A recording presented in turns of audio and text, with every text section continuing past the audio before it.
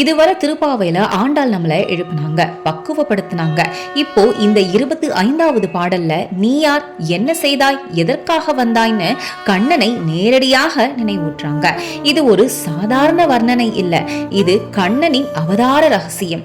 தீமையை அழித்த கருணை, பக்தரின் துன்பத்தை நீக்கிய பெருமாள், எல்லாமே சேர்ந்த ஒரு உச்ச பாடல் தான் திருப்பாவை பாடல் 25. இப்போ ஒவ்வொரு வரியையும் கேள்வியோட, உணர்வோட, ஆன்மீக ஆழத்தோட பார்க்கலாம் வாங்க. Welcome to Kandharigam channel. கண்ணா, நீ எப்படி இந்த உலகத்தில் அவதரித்தாய்? ஒருத்தி மகனாய் பிறந்து ஓரிரவள்.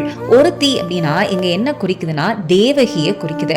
அவள் மகனாய் நீ பிறந்தாய், அதுவும் ஒரு இரவில் அச்சமும் ஆபத்தும் நிறைந்த அந்த சிறைச்சாலையில். ஆன்மீக விளக்கம் என்னன்னா, பகவான் பெருமையிலோ வெளிச்சத்திலோ அல்ல, அவசரத்திலும் கூட ஆபத்திலும் கூட தன் பக்தரை காப்பாற்ற வருவான் என்பதையே இந்த வரி நமக்கு சொல்லுது. அப்போ ஏன் இன்னொருத்தி மகனாய் மறைந்து வளர்ந்தாய் கண்ணா? ஒருத்தி மகனாய் ஒளித்து வளர. தேவகியின் மகனாய் பிறந்த நீ யசோதையின் மகனாய் மறைத்து வளர்க்கப்பட்டாய். கம்சனின் கொடூரத்திலிருந்து உன்னை காப்பாற்றவே இந்த மாற்றம்னு இந்த வரி மூலமா சொல்றாங்க. இதோட ஆன்மீக விளக்கம் பாத்தீங்கன்னா, பகவான் பக்தரின் வீட்டில் எளிமையோடு வாழவும் தயங்காதவன். அரசு அரண்மனையல்ல, அன்புள்ள மனமே அவனுக்கு வாசல்னு சொல்றாங்க. யாரு அந்த தீங்கு நினைத்தவன்? ஆண்டாள் சொல்றாங்க, தரிக்கிலானாகித்தான் தீங்கு நினைந்த கம்சன். அநியாயமும் அகந்தையும் நிறைந்தவன், உன்னை கொல்லவே தினமும் திட்டமிட்டவன் அந்த கம்சன் சொல்றாங்க. ஆன்மீக விளக்கம் பாத்தீங்கன்னா, அகந்தை வந்த இடத்துல அதர்மம் பிறக்கும், அதர்மம் வளர்ந்த இடத்தில் பகவான் அவதரிப்பான். அவனுடைய தீய எண்ணங்களுக்கு என்ன ஆனது?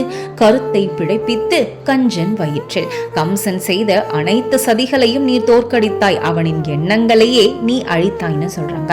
ஆன்மீக விளக்கம் பாத்தீங்கன்னா, பகவான் தீய செயல்களை மட்டுமல்ல, தீய எண்ணங்களையும் நசுக்குபவன் அப்படின்னு சொல்றாங்க. அவன் முன்னால் நீ எப்படி நின்றாய் கண்ணா? நெருப்பென்ன நின்ற நெடுமாலே உன்னை. கம்சன் முன் நின்ற போது அவன் வயிற்றில் நெருப்பு எரிந்தது போல பயம் உருவானதுன்னு இந்த வரி மூலமா நமக்கு தெளிவா சொல்றாங்க. ஆன்மீக விளக்கம், தர்மத்தின் முன் அதர்மம் எப்போதும் நடுங்கும், பகவான் அருகில் வந்தாலே பாவம் தானாக சிதறும். இவ்வளவெல்லாம் சொல்லி நாங்க ஏன் வந்தோம்? அறுத்தித்து வந்தோம் பறைத்தருதியாகள். உன்னை மனமுருகி வணங்கி கொண்டு இந்த பாவை நோன்பை முழு பக்தியோடு செய்தோம். பக்தியின் உச்சம் உரிமையில்லா வேண்டுதல், எதுவும் இல்லை எனினும் உன்னை மட்டும் வேண்டும் என்பதே உண்மையான சரணாகதி அப்படின்னு சொல்றாங்க. நாங்க கேட்ட வரம் என்ன? திருத்தக்க செல்வமும் சேவகமும் யாம் பாடி.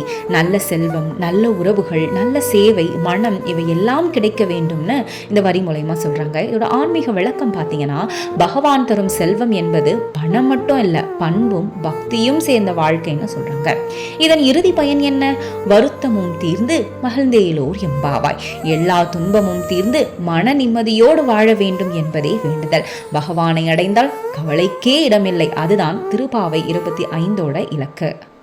இந்த 25வது திருப்பாவை நமக்கு சொல்லும் பாடம் என்னன்னா, பகவான் எங்கேயும் வருவான், பக்தரை காப்பாற்ற எதையும் செய்வான். தீமை எவ்வளவு பெரியதாக இருந்தாலும் தர்மம் முன்னால அது தோல்வி அடையும். இப்போ நம்ம வாழ்க்கையிலையும் கஷ்டம், பயம், குழப்பம் வந்தாலும் நெருப்பென்ன நின்ற நெடுமாள் நிச்சயம் நம்ம பக்கம் நிற்பான். இந்த ஆன்மீக பயணம் உங்களுக்கு பிடிச்சிருந்தா லைக் பண்ணுங்க, ஷேர் பண்ணுங்க, மறக்காம சப்ஸ்கிரைப் பண்ணுங்க மக்களே. அடுத்த திருப்பாவையில சந்திப்போம். அருளேலோர் எம்பாவாய்.